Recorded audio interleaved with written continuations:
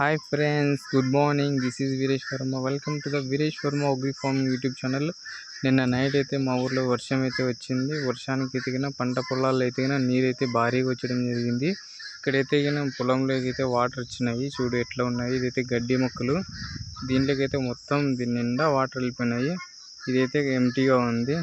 దీంట్లో అయితే వాటర్ వచ్చేయడం వల్ల మొత్తం ఇటు నుంచి డ్రిప్ వేర్ అంతా చూడు ఎట్లా పైకి వచ్చేసినాయో. ఇది ఒక చెరువు మాదిరి కానొస్తుంది.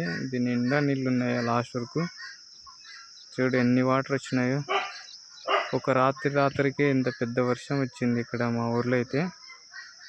దాని చూడు డ్రిప్ వైర్లన్నీ మధ్యలో ఉండేటివన్నీ బయటకు వచ్చేసినాయి.